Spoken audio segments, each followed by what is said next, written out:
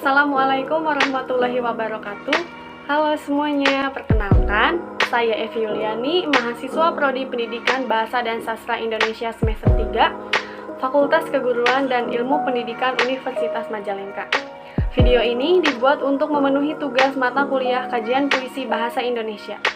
Di sini saya akan menjelaskan mengenai kajian mimetik pada puisi yang terdapat pada buku kumpulan puisi berjudul Sesudah Zaman Tuhan. Karya sastra berupa puisi pada dasarnya merupakan luapan ekspresi dari sebuah emosional jiwa. Puisi tergolong karya sastra yang paling unik karena tercipta dari imajinasi dan berisi pengalaman yang terdalam dari penyairnya yang dianalogikan ke dalam bahasa yang cantik. Ketika menganalisis puisi, pembaca juga harus memiliki kemampuan agar bisa memahami makna yang disampaikan dari puisi tersebut. Banyaknya puisi yang sulit diartikan oleh para pembaca menjadi latar belakang dalam penelitian ini, sehingga peneliti menganalisis suatu karya, yaitu 4 puisi yang terdapat dalam buku kumpulan puisi berjudul Sesudah Zaman Tuhan, agar peneliti bisa menjelaskan makna dari keempat puisi tersebut menggunakan pendekatan mimetik.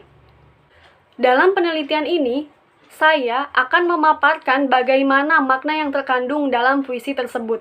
Keempat puisi itu akan saya bedah dengan menurut pandangan peneliti terhadap keempat karya dari masing-masing penyair tersebut. Keempat puisi tersebut akan dibedah dengan menurut pandangan peneliti terhadap keempat karya dari masing-masing penyair tersebut, dengan pemahaman saya pada pendekatan mimetik. Kemampuan dalam menganalisis puisi merupakan suatu hal yang tidak mudah bagi para pembaca. Akan tetapi, menganalisis puisi sangat diperlukan agar pembaca mampu memahami makna yang terkandung serta tidak salah mengartikan makna yang akan disampaikan dalam puisi tersebut. Penelitian ini juga memberikan motivasi kepada para pembaca dalam peningkatan kemampuan menganalisis puisi. Pembaca pun dapat memahami makna puisinya dan mendapatkan nilai-nilai moral yang terkandung di dalamnya. Nilai-nilai yang positif dan bisa dijadikan contoh dalam kehidupan sehari-hari. Pada pendekatan mimetik ini, puisi sebagai karya sastra tiruan dari kehidupan sehari-hari dan kesadaran pribadi seorang penyair. Kritik mimetik memandang karya sastra sebagai imitasi aspek-aspek alam, cerminan dunia, dan kehidupan sehari-hari. Sebelum saya membahas analisis puisinya, saya akan membahas terlebih dahulu apa itu pendekatan mimetik. Nah, secara umum, pendekatan ini, yaitu pendekatan mimetik, adalah pendekatan yang mendasarkan pada hubungan karya sastra dengan universe atau semesta, atau lingkungan sosial budaya yang melatar belakangi lahirnya karya sastra. Pendekatan mimetik adalah metode kajian sastra yang menitik beratkan kajiannya terhadap hubungan antara karya sastra dengan realitas di luar karya sastra. Sebagai sebuah karya sastra, puisi dapat secara jujur menggambarkan realitas di luar diri manusia, versi apa adanya. Jadi, karya sastra seperti halnya puisi adalah cerminan dari realitas itu sendiri. Dalam pendekatan mimetik, pengarang menggunakan kata-kata tiruan yang ada di sekitarnya untuk menganalogikan perasaan melalui ungkapan. Kata-kata itu bisa berupa benda ataupun yang ada di sekitar pengarang. Tidak hanya sesuatu yang dekat saja, pendekatan mimetik ini dapat menggunakan kata yang berasal dari imajinasi pengarang. Nah, berikut saya akan menjelaskan keempat puisi tersebut. Yang pertama, yaitu puisi berjudul Sampai Sini, karya Fajar M. Fitrah. Berikut puisinya. Nah, sudah dibacakan. Makna dari puisi tersebut yaitu penyair menggambarkan bahwa perjuangan hidup tetap berjalan dan tidak akan ada habisnya. Seperti pada bait kedua. Waktu tetap serupa tiran tua, tak memberi jeda untuk sebentuk ketololan. Bait tersebut menggambarkan bahwa ketika kita berbuat baik atau berbuat tidak baik, maka waktu tersebut tidak akan menunggu kita untuk berubah menjadi baik lagi atau menjadi pandai. Kita harus berjuang untuk menjadi lebih baik lagi, karena waktu tidak akan menunggu kita menjadi baik. Waktu tetap akan berputar. Pada bait ketiga, sampai sini, mesti kau menerima bahwa Tuhan tak turut dalam kedunguan bumi. Nah, pada bait tersebut menggambarkan bahwa tidak ada perbuatan buruk yang diinginkan oleh Tuhan.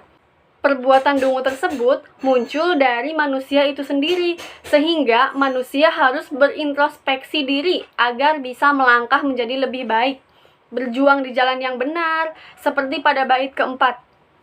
Ia menunggu kau melangkah atau berdarah, sambil ditaburnya sandi yang sulit kau cerna. Nah, ketika seseorang ada di jalan yang benar, maka ia akan bisa membaca petunjuk yang diberikan oleh Tuhan walaupun secara bertahap, dan perjuangan tersebut tidak akan sia-sia. Lalu, puisi yang kedua yaitu berjudul Tentang Jarak, karya Budi Setiawan. Berikut puisinya. Nah, makna pada puisi tersebut yaitu penyair menggambarkan jarak antara penyair dengan seseorang agar mereka bertemu di waktu yang tepat, dan bersabar agar pada saat mereka bertemu nanti bisa mengartikan kehadiran mereka berdua dan mendapatkan kepastian untuk kehidupan yang lebih indah. Lalu yang ketiga, puisi berjudul Menulis Halusinasi, karya Angga Wijaya. Berikut puisinya. Nah, makna dari puisi tersebut yaitu penyair menggambarkan kecemasannya terhadap pandemi ini. Di tengah malam ia terbangun karena overthinking pada pandemi ini.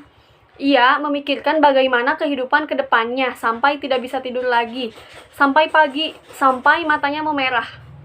Seperti pada Larik, terbangun di tengah malam, entah oleh sebab apa, tak bisa tidur lagi, hingga matahari hampir terbit. Pandemi melahirkan kecemasan, tergambar di mata memerah. Penulis menggambarkan pengharapannya yang tidak banyak lagi, karena pandemi membatasi kegiatan di luar, mengeluarkan pegawai, pembatasan jam kerja sebuah perusahaan, dan lain-lain. Hanya kepada Tuhan kita bisa berharap. Wabah pandemi ini membunuh banyak orang sehingga kota semakin sepi. Seperti pada Larik, kota semakin sepi, tak ada harapan lagi. Wabah penyakit membunuh banyak orang. Pada saat seperti ini, pelukan ibu sangat menenangkan dan sangat dirindukan. Seperti pada Larik, saat semua begitu sulit, aku merindukan ibu. Di pelukannya, aku merasa tenang. Lalu, yang keempat, puisi berjudul Pulang, karya Maria Rose Lewok. Berikut puisinya. Makna dari puisi tersebut yaitu penyair menggambarkan perjuangan hidupnya selama berbulan-bulan, bahkan bertahun-tahun, yang sangat sulit dilewati, bahkan banyak rintangannya. Tetapi, berhasil ia lewati. Seperti pada bait pertama yang berbunyi, apakah kisahku hari ini? Pengembaraan kelam terlewati. Aku memenangkan tahun-tahun putus asa dan bulan-bulan yang resah. Ia selalu pulang larut malam, sehingga jalan pun sepi dan mata pun sudah lelah menatap. Seperti pada bait kedua yang berbunyi, jalan-jalan yang riuh penuh ocehan telah lenggang dan sepi. Suara-suara dingin beku, dan mata tak lagi nanar menatap. Ia selalu berharap pada setiap langkahnya agar setiap harinya bisa melewati dengan mudah. Seperti pada Larik, sepanjang jalan kutanam harapan. Nah, kesibukannya menjadikan ia merindukan pulang karena ingin mendapatkan kehangatan di rumahnya yang telah lama ia tinggalkan. Seperti pada bait keempat yang berbunyi, di dadanya menjalar kehangatan, langkah-langkah sibuk berayun, perjalanan telah merayu untuk kembali, sejauh mana pergi aku rindu pulang. Nah, itulah tadi hasil analisis saya mengenai kajian mimetik pada puisi yang terdapat dalam buku kumpulan puisi berjudul Sesudah Zaman Tuhan. Mungkin hanya itu yang dapat saya sampaikan. Mohon maaf apabila selama saya mempresentasikan hasil analisis saya ada kesalahan saat pengucapan. Terima kasih atas perhatiannya. Wabillahi taufiq wal hidayah. Wassalamualaikum warahmatullahi wabarakatuh.